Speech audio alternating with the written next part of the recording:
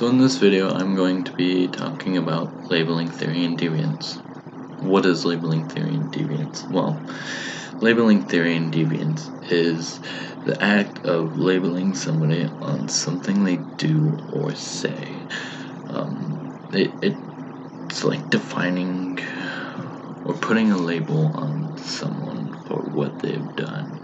For example, if somebody shoots an intruder who's harming, for say, their kids, like it says in the book in chapter 6, they would be labeled as a hero. Well, for someone who shoots someone that's robbing a store would be labeled as a villain. It's just labeling people for what they do.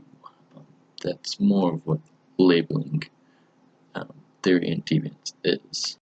It generally affects kind of what we do. So based on what we're labeled, we tend to be more like that through deviance and being a deviant, I guess. So basically in this video, I'm going to demonstrate how labeling theory and deviance can affect someone and what it means throughout that by causing someone to become more like that when you label them as something. I'm going to do a skit so you understand more what I'm talking about.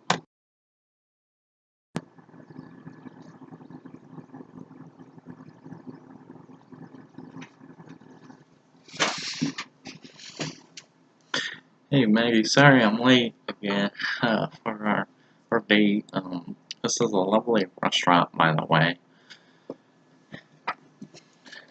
Joe, why are you late? I'm sorry, Maggie. I was busy getting dressed and I didn't notice the time.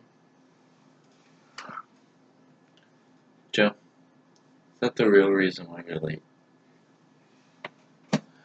Well, Maggie, I'm sorry, but I was watching the football game and I didn't realize the time. I'm sorry.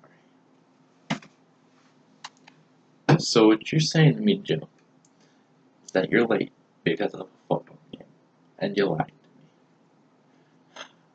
But you know what, Joe? You're lazy and you're a liar. Okay.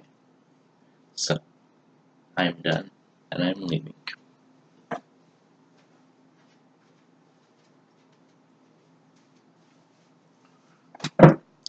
So what you saw through that little skit, it's basically saying that she's labeling him for being a liar and a lazy person because maybe that person was, or Joe was afraid to tell her that he got busy with the game, okay, watching it, and got a little distracted.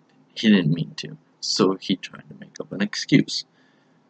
Some people tend to do that, hoping, that it would be okay, because they feel bad for being late to something, and she's calling him lazy and a liar, which most people take that to heart and eventually become that.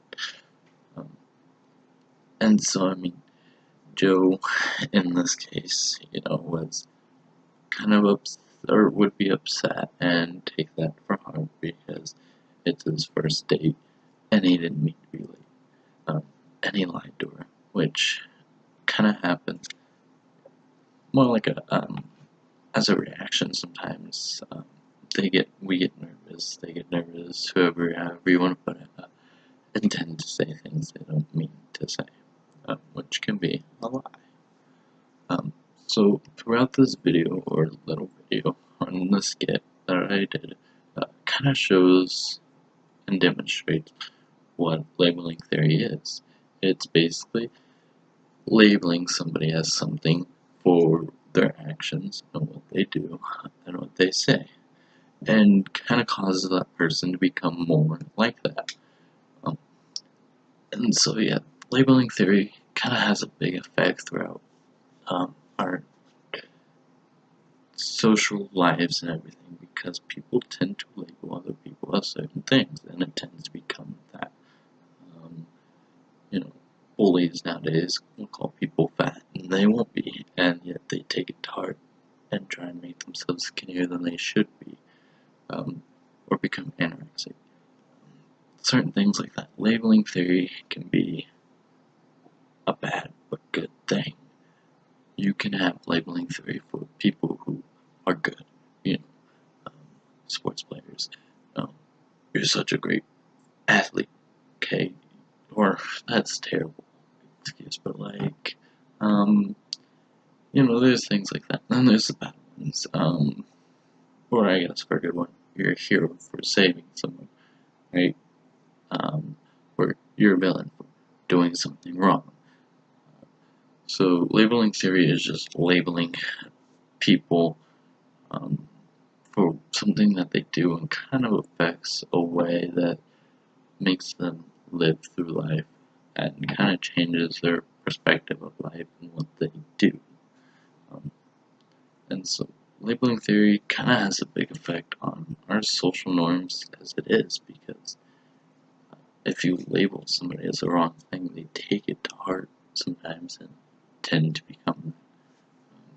Or there's the good side of it. If you label someone as a good thing, it can be a good thing.